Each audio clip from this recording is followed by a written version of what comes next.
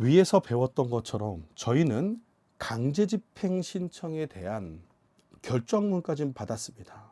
만약에 결정문을 받았다 하더라도요, 결정문을 받은 걸로 강제집행이 종료된 것은 아닙니다.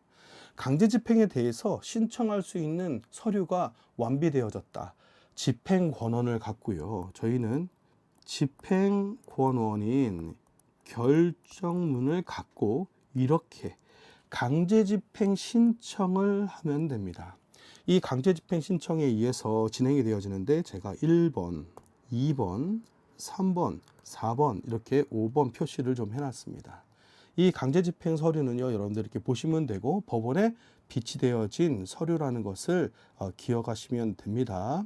제가 강제집행에 대한 서류에 대해서 팁을 한번 읽어보도록 하겠습니다.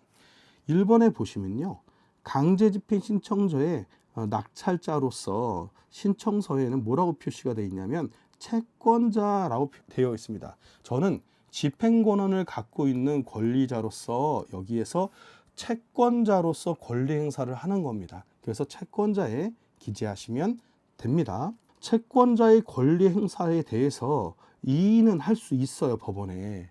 하지만 결정된 사항으로 저희가 이행을 하는 거기 때문에 채무자가 만약에 이것을 멈추게 하고 싶다고 하면 동시 이행 또는 이행 의무만 있을 뿐입니다. 말하자면 넘겨줘야 돼요. 방법이 그거밖에 없어요. 다만 집행을 중지해 달라는 이의 신청이 통과됐었을 때 적어도 집행 전에 이 집행을 중지해 달라는 명령서가 제출이 돼야 돼요. 강제 집행하는 집행관 사무소에. 안 그러면 집행이 되어지면서 점유와 바뀌게 되는 겁니다. 동시 이행 의무만 있다. 채무자는 법원의 결정으로서 강제집행정지 결정문을 받아서 집행하기 전에 집행관에게 제출하지 못하면 강제집행이 무조건 이루어진다.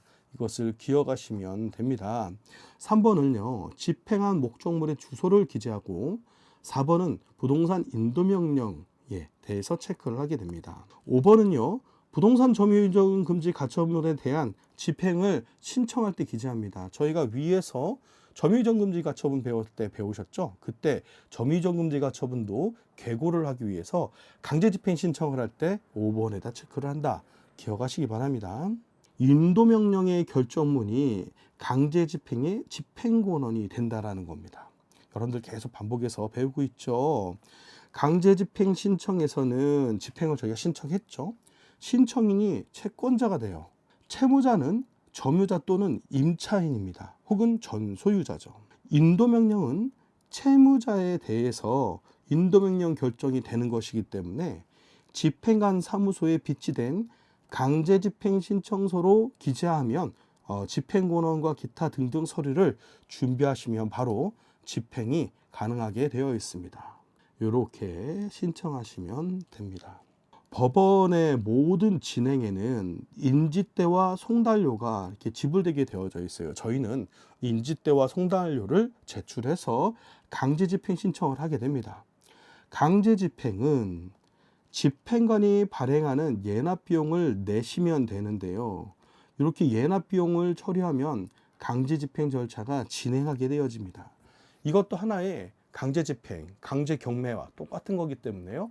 저희가 집행에 대한 예금을 납부해야지만 됩니다. 이렇게 비용을 납부하시면 강제집행이 절차가 진행이 되어집니다. 인도명령의 강제집행은 집행관이 진행하게 됩니다. 막강한 권력을 갖고 여러분들 집행하게 되기 때문에 집행관에게 대응하는 것은 공무집행 방해에 해당한다는 거 기억하시기 바랍니다. 집행관도요, 실무 제휴에 맞게 진행을 합니다. 때에 따라서는 명도를 협의하라고 권하는 경우도 많이 있습니다. 하지만 채권자가 요구한 거를 굳이 집행관이 나서서 둘이 합의를 보세요, 권유를 할 뿐이지 이것을 지시하지는 못한다라는 거 기억하시기 바랍니다. 제 경험에 수천 건 옆에서 지켜본 제 경험에 기하면 여러분들 강제집행은 시간을 끌면 오히려 의리돼 버립니다. 낙찰자가. 되도록이면 최단기간에 끝내는 게 낫고요. 혹은 채무자가 이사비용 얼마만 단다고 한다면 그 비용이 타당하다, 내가 강제집행 비용에 해당하다고 하면 여러분들 이사비용으로 협의를 봐도 빠르게 끝낼 수는 있습니다. 하지만 채무자가 점유할 곳을 찾기 위해서 또는 이사 비용을 요구하는 경우가 대부분인데요. 이럴 때 집행의 시간을 늦추기 위해서 하는 겁니다. 보다 빠른 협의를 위해서는 이사 비용을 지급하는 경우도 있는데요. 비용 처리를 할 수가 없어요. 저희가 강제 집행을 한 것은 경매 비용이나 강제 집행의 필요 경비로 저희가 그 비용 처리를 할 수 있는 영수 처리를 할 수 있다고 치면 이사 비용은 영수증 처리를 할 수가 없기 때문에 되도록이면 비용 처리를 위해서라도 여러분들께서 강제 집행하는 것을 제가 권유를 하지만 채무자 너무 안 됐어 이렇게 될 경우에는 여러분들께서 협의를 봐서 이사를 내보내는 것도 괜찮습니다. 하지만 그 돈을 이사 나가는 날 주셔야 되는 거예요. 이사 나가겠다고 먼저 비용을 달라고 이 사람들이 얘기하는 경우는 들어주시면 안 됩니다. 채권자는 강제 집행의 절차대로 진행을 하는 것을 추천드립니다. 이것은 제가 오랜 경험에서 여러분들께 말씀을 드리는 거예요.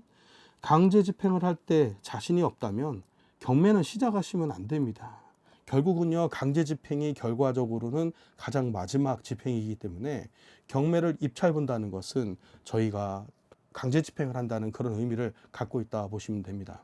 이렇게 경매는 순환 기능을 갖고 있다라고 제가 입문편에서 앞부분에서 말씀드렸던 기억이 납니다. 이제는 저희가 명도와 관련돼서 강제 집행하는 상황이 되어졌어요. 이 이후에 여러분들께서 낙찰자 입장에서 임차인을 내보낼 때 임차인은요, 자기네가 받아야 될 최우선 변제금이 있어요. 법원에 공탁되어져 있는 최우선 변제금이 있습니다. 이 최우선 변제금이 공탁되어져요. 그러면 법원에 되어져 있는 이 금액을 점유자들이 찾아가려면 낙찰자한테 명도 확인서를 받아야 됩니다. 제가 점유하고 있는 이 점유를 낙찰자에게 인도했으니까 제가 받아야 될 최우선 변제금을 주십시오라고 해서 이 최우선 변제금을 받아갈 수 있는 서류에 이 명도 확인서라는 게 들어갑니다. 이게 특별한 요식이 있는 건 아니지만요. 내용이 중요하죠. 명도 확인서는 임차인이 매각 물건에 대해서 최우선 변제금 또는 배당금이 있을 때 임차인이 법원에 배당금을 받고 낙찰자와 인도명령으로 다투는 상황을 방지하기 위해서 만든 절차입니다. 아니, 최우선 변제금은 받고요. 낙찰자하고 또 싸울 수 있잖아요. 그래서 법원이 만든 건데 이렇게 낙찰자의 명도 확인서를 받아오라고 하니까 어떻게 되겠습니까? 그렇죠? 낙찰자에 뭐가 있어야 되겠습니까? 인감증명서가 첨부돼야 돼요. 이 인감증명서가 인감도장에 날인되어진 것과 여러분들 첨부가 되어져 된다는 거죠.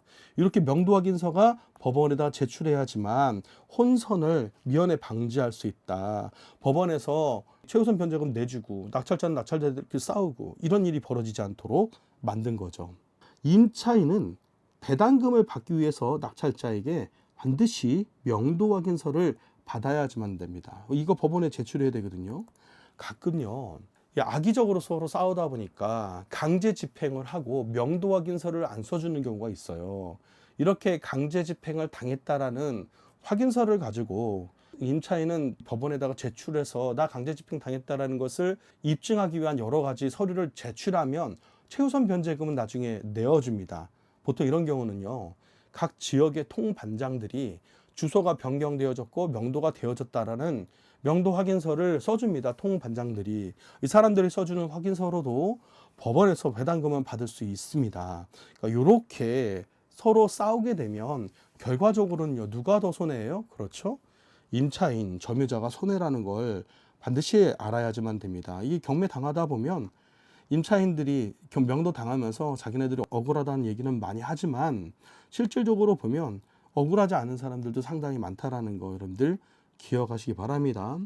명도 확인서는 낙찰자를 보호하기 위해서 만든 거예요. 그래서 민사집행법상의 보호조치입니다. 그러니까 반드시 임차인이 받아갈 수 있게끔 만들어진 거죠. 낙찰자는 임차인과 강제집행 전에 합의가 될 경우는요, 반드시 이사를 해야 된다면 완료되는 것을 확인하고 키하고 번호 넘겨받아야 돼요. 잔금 치르듯이 먼저 주면 안 됩니다. 그래서 먼저 주면 곤란하죠.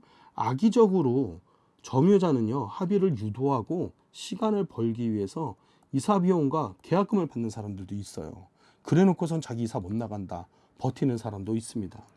점유는 월세를 받는다 하더라도 지급하시면 안 된다. 앞에서 배우셨죠? 또 다른 계약으로 보기 때문에 인도명령이 소멸되어진다. 인도명령의 결정은 현 점유자의 명도를 명한 것이에요. 여기서 낙찰자가 소유자로서 임대차 계약의 형태인 이거 임대차 계약으로 볼 수 있습니다. 월세라든가 인도명령 집행에 대한 것을 이미 내가 알면서도 계약을 했다고 하면 인도명령이 된 거로 보는 거죠, 법원은. 그래서 그 결정문을 사용할 수가 없는 거예요. 인도명령이 집행된 것을 간주하게 됩니다. 낙찰자는 임차인을 상대로 정식으로 명도소송을 제기해야 되죠.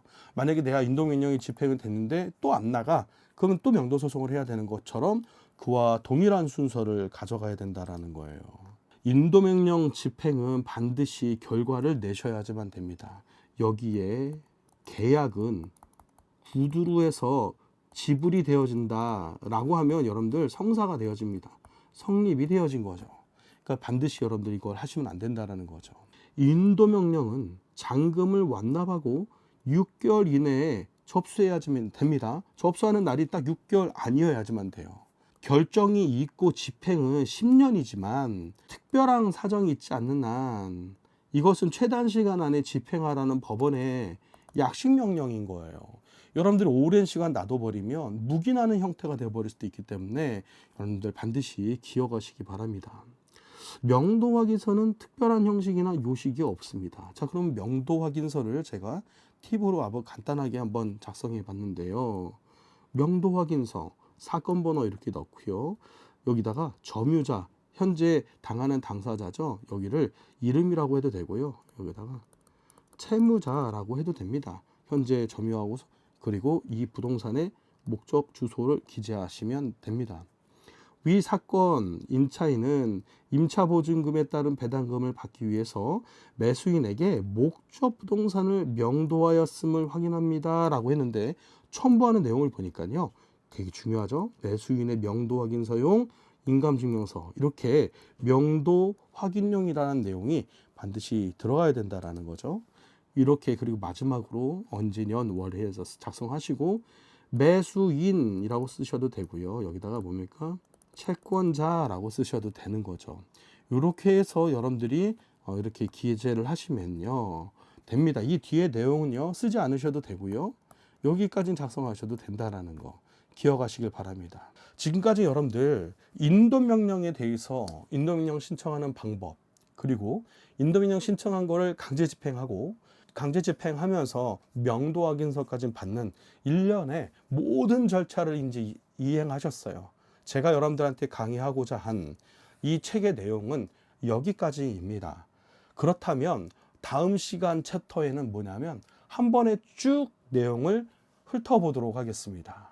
오늘 여러분들 영상 여기까지 들어주신 거 너무나 수고하셨고요. 마지막 챕터를 통해서 내가 얼마나 연계해서 전체적인 공부가 되어졌는지를 한 번에 한 번 더 보도록 하겠습니다. 여러분들 오늘도 수고하셨습니다.